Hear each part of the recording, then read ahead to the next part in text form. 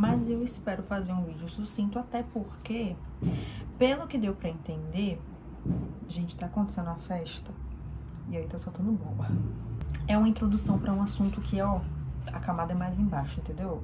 Mas vamos tentar fazer uma introdução aqui de pontapé, sabe? Pra gente estudar esse assunto com mais clareza. E sim, é um assunto não ficcional. Oi, gente, tudo bem com vocês? No vídeo de hoje, eu vim trazer a segunda meta, digamos assim, ou o segundo vídeo sobre o embrião intelectual, que é um projeto que eu mesma criei com fontes da minha cabeça, entendeu? A partir do momento deste ano de 2024 que eu falei assim, meu Deus, eu preciso ler muito livro e eu preciso achar uma ordem na minha cabeça para seguir. E os livros, eles precisam ter um caminho, assim, para várias áreas que eu gosto, né? Então, tem um vídeo sobre embrião intelectual e eu ainda vou ler vários, como eu falei, esse é o segundo vídeo. O primeiro foi sobre a vida intelectual, que é sobre começar uma vida intelectual, uma jornada intelectual. E que aí eu fico, volta e meia, minha cabeça para nesse livro, né? Eu fico assim, meu Deus do céu, eu sou uma farsa. Porque eu tento ser uma pessoa intelectual, só que eu não consigo ser 100% intelectual, né? Mas eu acho que faz parte também, cada um com o seu nível de intelectualidade. Só que é um livro muito, muito bom, que te dá, ó, não é uma empolgação, mas assim, um ânimo para você começar a vida intelectual. E foi a partir dessa leitura, desse livro, que me despertou a começar a mergulhar principalmente na filosofia política, que é uma questão que eu tenho uma certa curiosidade, mas eu fico procrastinando para estudar, sabe? E aí o embrião intelectual ele nasceu com essa ideia, né, de adentrar a filosofia política e dar um toquezinho assim, tipo, sabe, pisar na geopolítica de alguma forma, porque a geopolítica é o meu espaço, né, de conforto, digamos assim. Mas dentro desse embrião intelectual, eu pretendo também lá na frente, depois que a gente acabar com as metas dos 300 mil livros que tem, cadê? Não sei nem quantos livros tem no embrião intelectual, a gente trazer alguns livros de ficção, mas não muitos, porque como eu tenho o vídeo sobre libido dominante, que é... Eu gosto de destrinchar esses livros, assim, de não ficção, entendeu? Livros de ficção, essas literaturas, assim, que tem muita gente falando e que tem muito mais respaldo que eu. Mas eu gosto de desvendar, assim, livros pesadíssimos, galera. Livros de não ficção, assim, que faz a gente bugar. É o meu espaço de conforto. Em embrião intelectual, a gente tem 8 livros. Só que esse de hoje, no caso, não é os livros inteiros, né? É só uma introdução. Então, digamos que são 7 livros aí. Como vocês sabem, alguns de vocês no caso, eu estava na minha cabeça, né? Fonte na minha cabeça de novo. Na minha cabeça, cristianismo puro e simples e personas sexuais poderiam conversar, porque eu li só o sumário do Personas da Camille, né? Que é esse calhamaço aqui. Eu li só o sumário e tinha, tipo, o capítulo 2 que falava sobre o olhar do Ocidente. E aí eu pensei que esse livro, esse capítulo, ele seria realmente o olhar ocidental. Só que ela tá, quando eu li, ela tava trazendo o olhar ocidental com o Egito. Só que não é no sentido filosófico da coisa, é no sentido do olhar do gato, do olhar do não sei o que lá. Era algo muito mais físico, aí eu fiquei assim... Não era o que eu achei que era. Mas enfim, aí eu fui para o capítulo 1. Realmente, aí eu li o capítulo 1 e o capítulo 1 conversou, né, como uma introdução realmente para o que eu tava querendo que conversasse com o cristianismo puro e simples do C.S. Lewis. Então, é uma casadinha a discussão de hoje com 2 capítulos desse aqui, ou é 3? Acho que é 2. E o primeiro capítulo do Personas da Camille, que inclusive... Eu falei assim, não, eu vou fazer esse livro aqui de consulta. Decidi que não será de consulta. Eu vou pegar esse livro realmente e vou destrinchar ele na minha pequena intelectualidade que tenho. Porque lendo o capítulo 1, gente, eu levei tipo uma semana pra ler o capítulo 1. E eu sei que eu não destrinchei o que eu teria que destrinchar. A Camille tem uma carga muito, mas muito forte. Eu não tenho nada, eu sou um nada. Mas vamos lá. Primeiro de tudo, esse Cristianismo Puro e Simples, eu queria fazer uma releitura. Eu já li esse livro todo, 2023 eu acho que eu li. Ou foi 2022, eu não lembro. Mas foi um desses anos aí que eu... 2023, foi 2023 que eu li esse livro.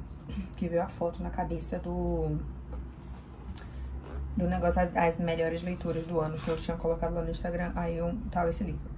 E assim, eu amei esse livro. E eu fiquei assim, a pessoa que falar, que leu esse livro e entendeu de primeiro assim, sem fazer uma pesquisa, sem nada, parabéns. Parabéns, parabéns. Porque é muito... forte, tem uma carga muito forte de... Não é só de filosofia, mas é de filosofia, é de teologia. Mesmo ele simplificando o cristianismo, ele traz de uma forma muito filosófica, digamos assim. Então, se você não tem carga filosófica, é capaz de você não entender o que ele tá falando.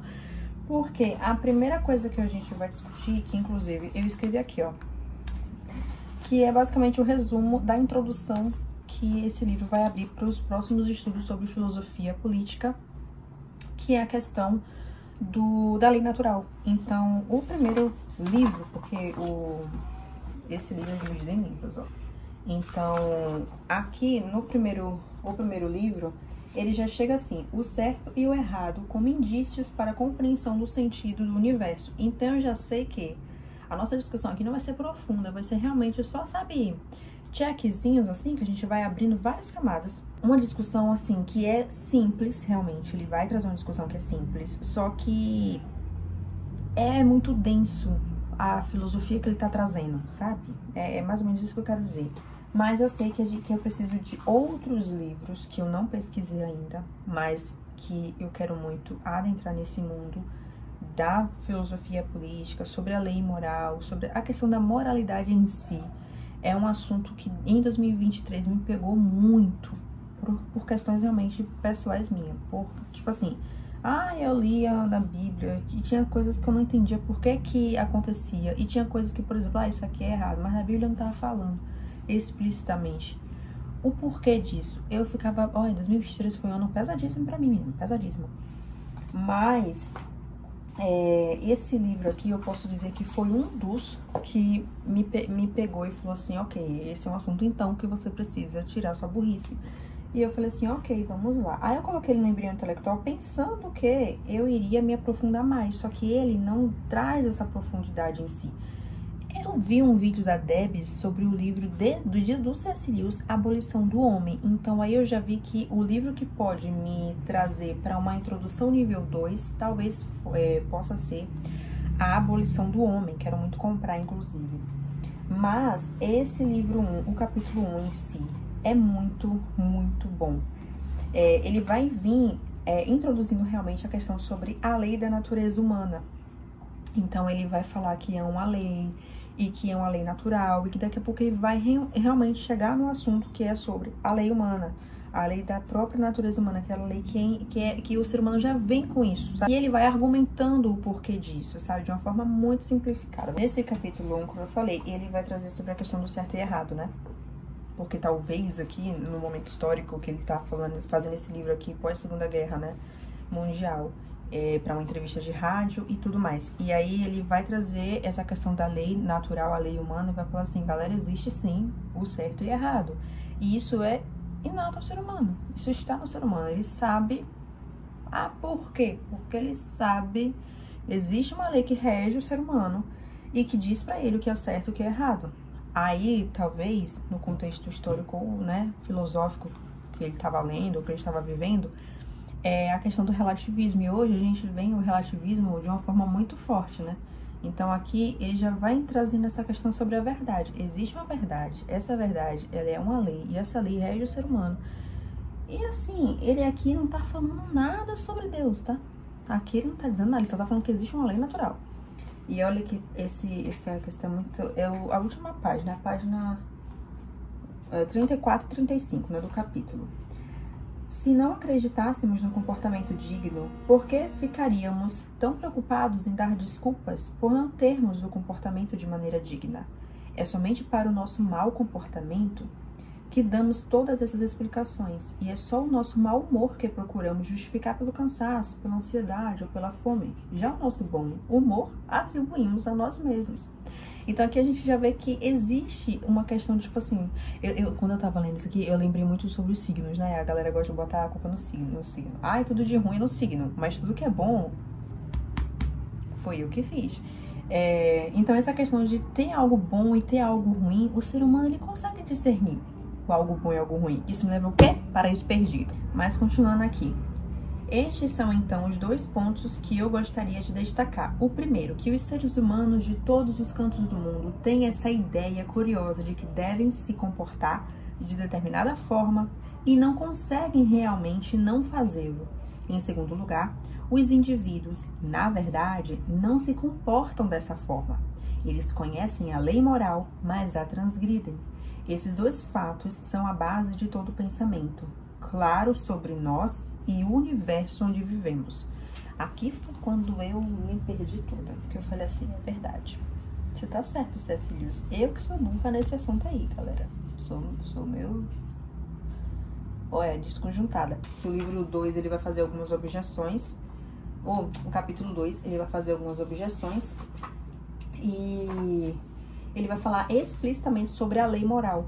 E ele vai falar assim, a lei moral nos diz qual é o tom que devemos tocar, ao passo que nossos instintos não passam de teclas. Olha aí, galera.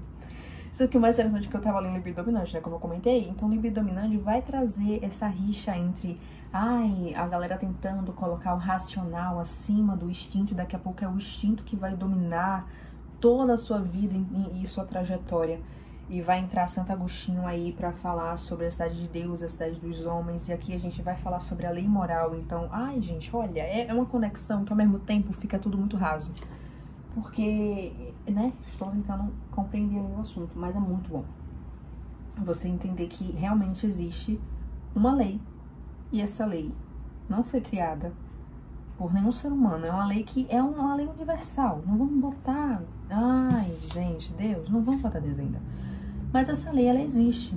E como é que se comprova? Se comprova pelo fato de que todo ser humano, ele vai, de alguma forma, saber o que é justiça quando você tá dominando um território e alguém quer invadir o teu território e você acha que isso é errado. Por que isso é errado? Quem te disse que isso é errado? Eu posso invadir aqui. Mas quem que te disse que isso é errado? Não sei, mas é errado. Isso aqui é meu. O ser humano tem isso, sabe? Isso aqui, eu fico viajando essas coisas. Mas é claro que não estejamos agindo por instinto quando começamos a tornar o instinto mais forte do que era. Aqui ele está trazendo, continuando aqui na página 37, ele vai falar: nos momentos em que estamos mais conscientes da lei moral, normalmente parece que ela recomenda que optemos pelo lado mais fraco dos 2 impulsos. Você provavelmente deseja ficar em segurança, mais do que deseja ajudar uma pessoa que esteja se afogando. Mas a lei moral lhe diz para ajudá-la a si mesmo. E certamente muitas vezes nos diz para tentar tornar o impulso certo mais forte do que era naturalmente. Mas é claro que não estejamos agindo por instinto quando começamos a tornar o instinto mais forte do que era. Aqui ele está trazendo a diferença entre o instinto e saber o que é certo. Por instinto, a gente vê uma pessoa se afogando, a gente quer o quê? Ficar quieto na nossa, tipo assim, vai se afogar. Mas a lei moral já nos induz a ajudar essa pessoa, sabe? Tipo, é uma virada muito rápida que acontece no nosso cérebro. Como é que a gente vai saber que teria que ajudar essa pessoa e não deixar ela se ferrar? Tipo assim, o instinto tá falando assim, mas vai que você também vai se afogar, vai que você se afoga junto com ela e morre também. Melhor ficar quieto, né? Mas a lei moral fala ajuda. Aí eu comecei a fazer uma brevíssima pesquisa, né, sobre essa questão da lei, do certo e o errado, né, sobre o ser humano. E aí apareceu aqui, são 4 vertentes pra gente estudar ou começar a estudar. A primeira vertente é sobre o direito natural.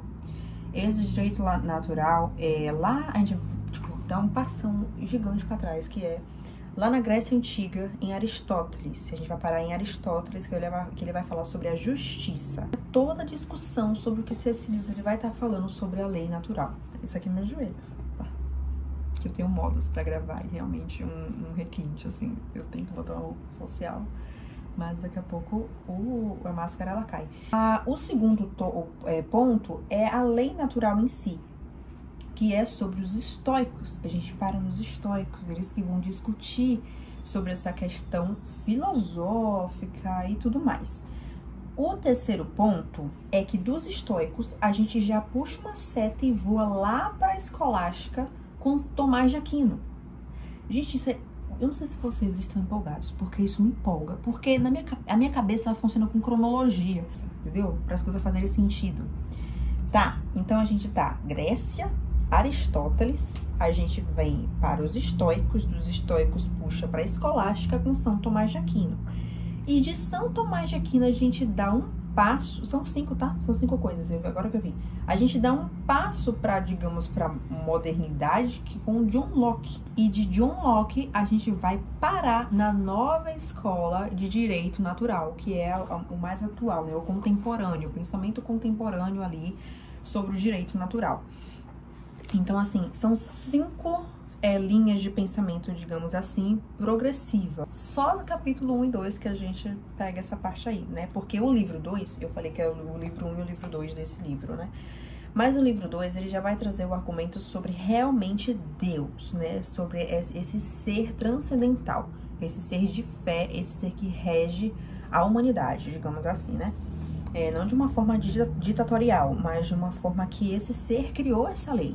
Essa lei e natural para o ser humano, para viver debaixo, não de opressão, mas realmente para o ser humano saber discernir o certo e errado. A gente volta ali para depois da queda, e vamos saber isso, né? Pelo amor de Deus. Bom, isso é um caminho que a gente pode fazer. Da lei natural para a lei moral, essas duas são entrelaçadas e a gente começa a discutir sobre esse assunto de uma forma secular, entre aspas, né, com Aristóteles, para a gente chegar na escolástica, chegar ali na modernidade e tudo mais e entender onde está essa verdade, onde está essa moralidade. E o que é isso que C.S. Lewis ele traz aqui no livro 1 dele, que é fenomenal, esse livro 1. É incrível, incrível, incrível, incrível. O importante é que eu consegui trazer essa cronologia pra gente começar a estudar. Eu já falei que esse livro aqui não é um aprofundamento, é uma introdução do que eu tirei dessas leituras. Mas tudo bem. Bom, quando eu fui passar pra Camille, a gente agora já entra numa seara mais salgada. A Camille Paglia, pra quem não conhece, conheça. Conheço, não vou falar muito não, porque eu não pesquisei nada muito sobre ela, mas só pra falar aqui, ó, ela nasceu em Endicott, no estado de Nova York, em 1947. Ela é PhD pela Universidade de Yale, com formação em Artes e Literatura Inglesa, e foi discípula do Harold Bloom. Bem tranquilinha ela, bem tranquilinha. Atua como docente na Universidade das Artes em Filadélfia, Pensilvânia, desde 1984. Embora se defina como feminista e transgênero, sua atuação intelectual audaciosa faz com que seja criticada e perseguida pelos agentes desses movimentos. Fora da caixa. Ela é fora da caixa. Ficou conhecida por sua defesa da liberdade de expressão e por desafiar o que chamou de elite esquerdista, que inclui políticos e acadêmicos. Sua abordagem perspicaz e destemida dos temas em voga faz com que a autora continue a influenciar debates e deixar uma marca no panorama contemporâneo. Olha a história deste livrinho aqui, ó. Personas Sexuais foi rejeitado por 7 editoras, antes de ser publicado em 1990, para tornar-se em seguida um best-seller. Ela argumenta como a natureza humana carrega uma força dionisíaca inerente que a cultura e a civilização tentam conter. Com este livro, a autora estabeleceu-se mundialmente como notável crítica cultural. Aí eu tava lendo, eu fui ler o prefácio, e aí eu entendi que Personas Sexuais, esse livro pequeníssimo aqui, ele terá uma parte 2. Que a gente não sabe quando é que vai ser publicado, mas é o início da tese, a primeira tese dela, assim, que tem uma continuação, que ela tá fazendo andamento ainda na escrita, né? E eu fiquei assim, misericórdia, mulher. Calma, querida, calma aí, que eu não tô entendendo no capítulo 1, imagine o restante. Mas, enfim, no capítulo 1, ela vai trazer, deixa eu abrir aqui. Ai, meu Deus. Sexo e violência, ou arte e natureza. Como essa partezinha, né, da orelha fala, ela vai tentar trazer sobre a questão da natureza humana. Como ela é ateia, então é algo muito legal, porque o C.S. Lewis, nesse livro 1, ele vai falar sobre a lei da natureza, a lei moral, sem tocar no nome de Deus, assim, não tá falando nada dele, não. E aqui, a Camille Paglia, ela vai realmente, ela critica a questão do cristianismo, que o cristianismo, ele tenta conter esse Dionísio que existe dentro do homem, e que isso é de suma importância para que aconteça uma sociedade bem organizada. Ela basicamente fala isso em algumas das páginas. Eu fiz digamos que um fichamento aqui, e aí eu vou lendo. Toda vez que eu achar um trecho bastante interessante para trazer para vocês, eu vou ler aqui. Eu vou abrir a página e vou ler. Mas no fichamento, né, do capítulo 1, ela vai trazer como primeiro ponto que eu destaquei a natureza como um dos maiores problemas morais. A natureza sempre remontará para a mulher. E ela vai trazer isso, não é num sentido, de novo, né, ideológico e tudo mais. Essa palavra natureza remete à mulher como uma forma muito avassaladora, sabe? É como se toda vez que a gente olha para os fenômenos naturais, a gente fala a mãe natureza. E aí todas as catástrofes que tem, é como se a natureza estivesse engolindo o homem, sabe? E é mais ou menos isso também que acontece com o homem e a mulher. E ela vem trazendo um negócio assim, meu Deus, que você fica assim, misericórdia, mulher, misericórdia, calma aí. Mas é muito interessante viajar com a Camille, é muito legal. Isso ela vai trazer na página 30 e 31, que eu coloquei aqui, ó. A identificação da mulher com a natureza era universal na pré-história, tanto nas sociedades de caçadores quanto nas agrárias. A feminilidade era honrada como um princípio iminente da fertilidade. Conforme progrediu a cultura, os ofícios e o comércio forneceram uma concentração de recursos que libertou o homem dos caprichos do tempo e das deficiências da geografia. Removida a natureza, a feminilidade caiu em importância. E aqui, eu não sei se vocês estão entendendo o que eu quero falar. A relação que tem com esses livros aqui é porque essa tese aqui a gente poderia ler por inteira para poder entender um pouco tanto sobre o Ocidente quanto sobre a moralidade, tá? O cerne do que eu extraí desse capítulo 1 para discussão aqui é a moralidade. Aqui, basicamente, ela vai trazer que sempre na história a mulher ela foi o centro de proteção, de cuidado do homem para com ela. Mas com o passar do tempo, com o desenvolvimento, o homem ele se libertou disso. Então a mulher ela se viu tipo sozinha, assim, entendeu? Digamos assim, ela se viu sozinha. Eu tenho que trabalhar agora, né, galera? Não preciso, eu não tenho mais aquele homem ali, provedor do meu lado, e que tá cuidando de mim, que eu posso, tipo, ok, eu não posso fazer nenhum esforço aqui agora. Não, agora a gente te dá, a sociedade te dá todos os arranjos possíveis pra você se virar sozinha. E aí ela traz, basicamente, esse argumento aqui. E sobre o porquê que a natureza e a mulher elas estão entrelaçadas, né? A vida em sociedade é uma ilusão contra o poder devastador da natureza. Ela traz essa questão de que, como eu falei lá no início, né, que tanto o cristianismo quanto essa vida em sociedade que vários sociólogos vai trazer com contrato social, né, essas coisas que tem os sociólogos aí famosos, que eu não lembro muito porque eu só lembro do ensino médio, do cursinho. E aí eles vão falar que isso é um poder que tenta controlar essa natureza, né, que é simplesmente um terror. Você olha para a natureza, você vê terror. É essa a visão que a Camille tem sobre a natureza e essa visão que ela tem sobre a mulher também. Dessa forma da mulher ser algo aterrorizante, sabe? Enfim, ela tem uma visão muito interessante, intrigante também, podemos dizer assim. A citação que está na página 27, que ela fala assim: o sexo não pode ser compreendido porque a natureza não pode ser compreendida. Ela traz essa relação entre a mulher e a natureza novamente, sabe? Sobre ser algo muito místico, mítico, sabe? A mulher é algo que é difícil de ser discernida, sabe? É difícil. E isso a gente pode ver antes, né? Tipo, nossa, o homem tá ali, daqui a pouco, tipo, a mulher tá grávida. Como é que tá assim, meu filho, dessa forma? E daqui a pouco tá uma criança, tipo assim, é terrível isso. Então, esse terror que ela quer trazer, sabe? Pra a imagem feminina em comparação com a natureza.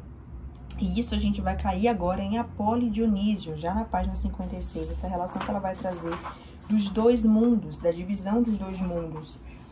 Tanto o masculino, que ela vai relacionar com o Apolo, a razão, a cabeça, né, a mentalidade, a construção, o racional, quanto o Dionísio, que é a festa, que é a parte do vinho, que é a parte do prazer e tudo mais relacionado à mulher.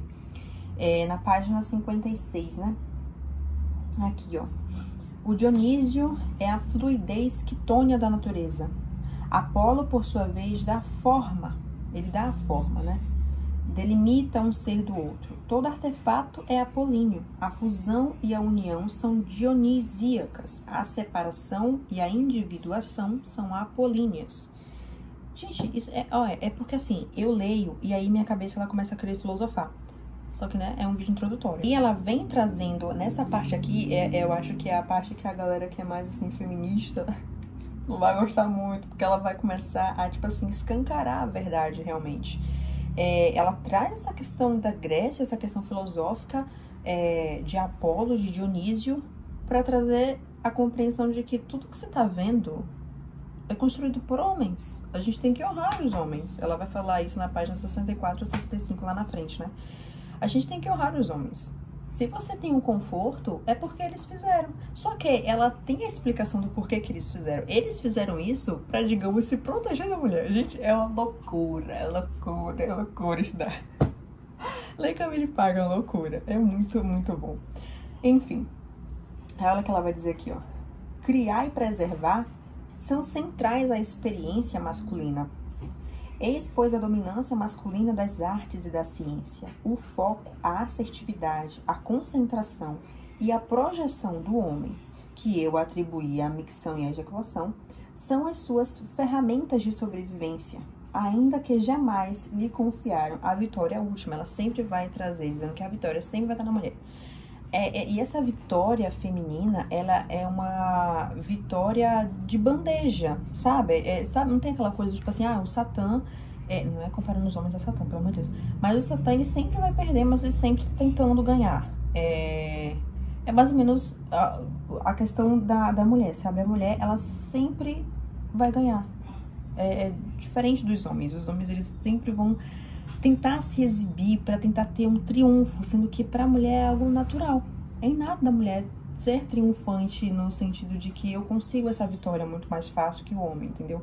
O homem, ele precisa exibir isso, ele precisa projetar para fora. A mulher, ela faz isso naturalmente, mesmo que interiormente. Ela vai dizer assim, ó, que a história evolucionária é o pedido de socorro para a ascensão do homem em meio ao caos do império feminino pela natureza. O casamento mantém um controle sobre o caos libidinal. E aqui é mais ou menos o que eu já ouvi alguém falar sobre a questão do casamento. É mais uma vitória feminina, sendo que hoje é muito deturpado, sabe? É visto como algo ruim, como algo prisional, sendo que, digamos assim, a mulher tá prendendo o homem, não é o contrário. Pra Camille, não é nada disso. A questão de que, sim, o homem, ele sempre vai querer projetar, ele sempre vai querer reproduzir, ele sempre vai querer estar pra fora. A mulher não, a mulher ela sempre vai estar aqui na marna dela, assim, ó. Só que ela vai pegar o caçador, digamos assim, e vai colocar pra dentro de uma casa. Então, ela que vai aprisionar, digamos, o homem. E, mais uma vez, é a mulher ganhando do homem, sabe? É mais ou menos essa questão do casamento que ela quer trazer aqui. E, de certa forma, é a mulher que tem o controle sobre a libido masculina. Gente, isso olha, ela vai chegando nos assuntos que eu fico assim, ó. Calma, minha filha. Mas tô entendendo, eu vou compreender o que você tá dizendo. Aí a gente vai lendo aos pouquinhos. Eu lia um parágrafo e parava, porque eu ficava assim, ó. E é capaz de eu ter que reler e voltar e não entender nada. Já na página 38 e a 39, ela vai falar do famoso termo, né? Se não me engano, foi ela que criou, a femme fatale. Que se apresenta como uma mãe medusa, possui uma fria inacessibilidade que fascina e destrói. Ela não é neurótica, mas psicopata, ou seja, ela possui uma falta de afeto amoral uma indiferença serena ao sofrimento alheio que ela mesma convida e ao qual assiste de modo desapaixonado como teste de seu próprio poder. Ela traz essa questão da femme fatale, né? Daquela mulher que ela seduz só por seduzir. Ela seduz só porque ela quer ganhar aquele espaço ali para ter uma aceitação sentimental. E não importa se tá dentro da moral, se tá fora da moral, né? Exatamente esse termo, amoral. E aí a gente lembra na literatura, um dos exemplos mais famosos da femme fatale é a Ana Karenina, né, do Tolstói. É clássico, assim. E eu tava reassistindo uma série de adolescente que é TVD, né? The Vampire Diaries. Diário de um Vampiro. E lá existe a femme fatale, que é Catherine, que é ai, como é que fala o nome daquela... A duplicata da Helena, né? Ela é uma femme fatale ali, tipo... Sabe? Numa série de TV, se você quer identificar uma femme fatale, a gente consegue ver que é Catherine. É tipo, ela. Eu tava lendo essa parte aqui, eu lembrei muito dela. Porque eu tava assistindo aí, tipo foi muito no tempozinho certo.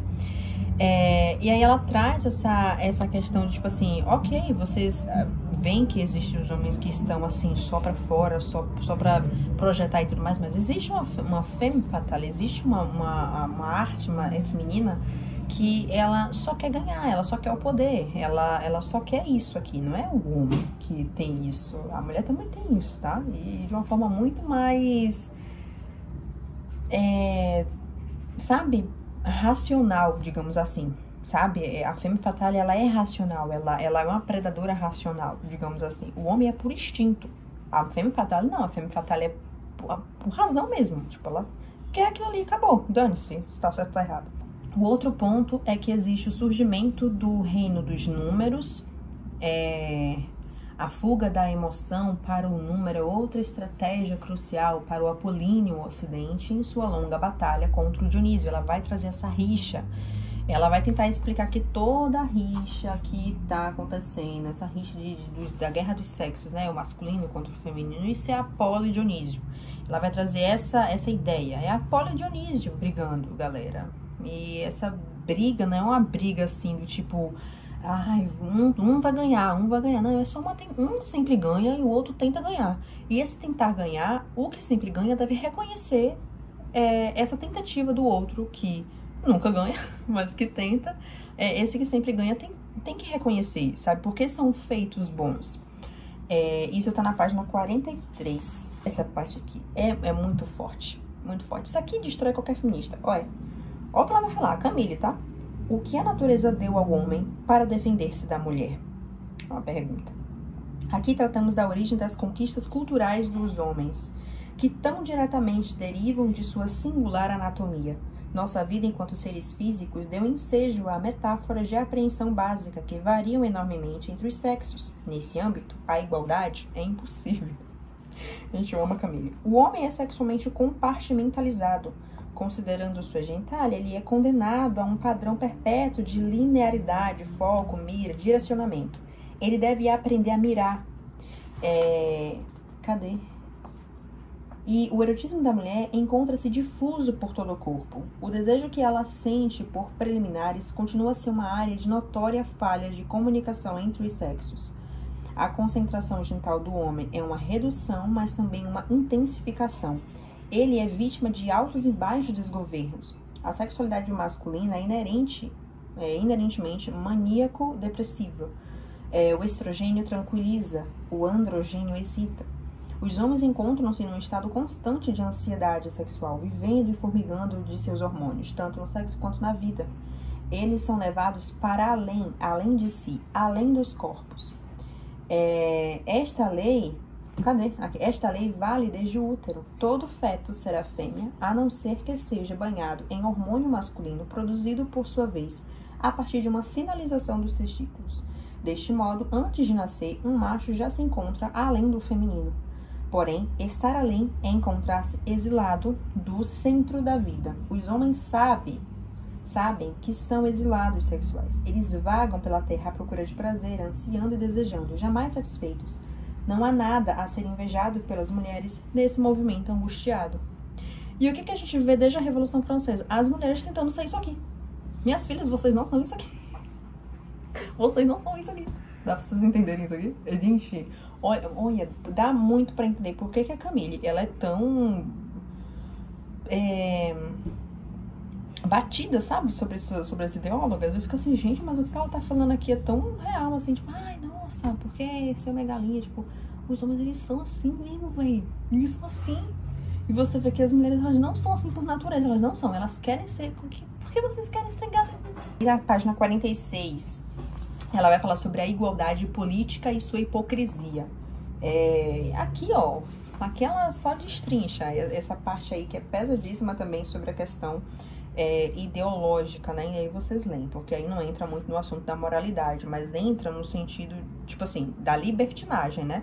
A mulher, ela quer ser tão libertina quanto os homens, isso foge da lei moral, isso foge do que é certo, porque os homens, eles têm que lutar contra esse instinto libidinal, que é fortíssimo, e a mulher, ela precisa lutar contra a dependência emocional fortíssima que ela tem, né, que é mais racional.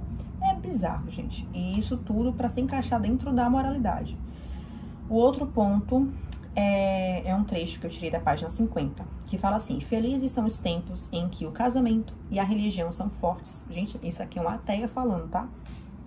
O sistema e a ordem nos protegem da natureza e do sexo. Infelizmente, vivemos num momento em que o caos do sexo está aí para todos verem. Página 50, tá, galera? Está na página 50. Aqui, ó. Algo que eu fico pensando muito, que talvez eu possa estar errada, né? Mas eu fico pensando muito que a mulher, ela tem um intelecto muito forte, né? Tipo, a mulher, ela é mais fácil, ela tem um foco muito maior em estudar várias coisas. O homem não. O homem, ele precisa focar em uma coisa. Ele precisa estudar uma coisa, depois ele estuda outra. Ele não consegue ter vários focos, né, ao mesmo tempo. E isso faz com que eles se foquem em projetar para fora algo, e a mulher projetar algo mais interno, a ser a parte da humanidade que é focada em construção moral. E toda vez que a mulher, ela não sabe o seu devido lugar, a moralidade, ela cai. Ela simplesmente cai. Ela não cai porque o homem tá caindo, ela cai porque a mulher que já caiu, entendeu? Porque você tá indo para uma lei natural, uma lei moral do ser humano, e aqui você já pode entrar na questão da dualidade dos sexos e a moralidade. E aqui, principalmente, o olhar ocidental. A gente tá falando sobre o ocidente, tá? Aqui a gente pode até trazer uma explicação sobre a lei moral geralzona, mas aqui é sobre o ocidente, tá? Bom, enquanto eu tinha finalizado isso, eu tava enrolando realmente pra ler, mas é aquela coisa, existe um tempo pra todas as coisas. Fui bem crente agora. Eu tava finalizando a parte de Santo Agostinho do livro da filosofia, né, esse calhamaço aqui. E aí, eu fiquei assim, nossa, isso aqui conversa muito com essas duas leituras, né? E aí tem um trecho que eu queria muito ler pra vocês, que tá na página 542, é sobre Santo Agostinho, tá? E aí vai falar assim, ó, que as verdades eternas, as ideias, tal como existem na mente de Deus, têm uma função ideogenética que, a luz que, partindo de Deus, toca a mente humana, permite ao homem vislumbrar traços de imutabilidade e necessidade nas verdades eternas. Esse capítulo aqui, a gente que eu falei, eu e o autor, né? A gente tava numa viagem zona aqui, porque ele tava falando sobre a questão de verdade, como é que essa verdade existe, essa verdade vem de Deus, essa verdade é imutável e tudo mais. Ele tava falando um monte de coisa. Só que esse trecho ele me pegou muito, porque ele conversa muito sobre a questão da lei natural. Ele conversa muito sobre a lei moral também. Porque ele fala que isso vem de Deus, vem do eterno. A gente aqui já tá entrando na questão de Deus, tá? Se você não acredita. A questão é que a lei moral, a lei natural, essa verdade eterna, ela vem de Deus. Ela tá nele lá, ó. Independente da forma como você imagina como Deus é. Mas vem dele, porque ele é a verdade. Ele é a própria moralidade. E ele institucionalizou pro ser humano uma lei que rege o ser humano que tá aqui, ó. Tá aqui na nossa mente, sabe? Que paira assim na nossa mente, na nossa alma, e que vai falar pra gente que tá errado o que a gente tá fazendo, que tá certo o que a gente tá fazendo. Eu acompanhava muito a fundadora da Zion Church, né?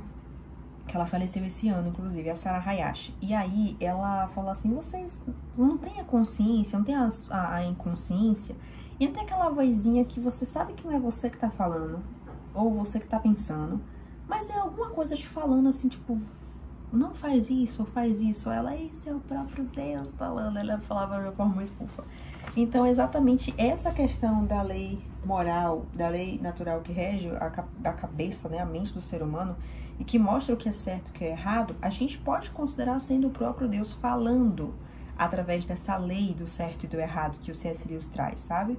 Trazendo por uma questão aqui agora muito mais teológica, filosófica. E aí, nessa outra parte aqui, que é o muito mais específico, que já é no capítulo 7 ainda sobre Santo Agostinho, que é sobre a questão da teoria moral. Ele realmente vai trazer sobre a moralidade. E eu falei assim, meu Deus, ainda bem que eu não gravei o vídeo, porque isso aqui conversa muito, muito, muito com o embrião intelectual.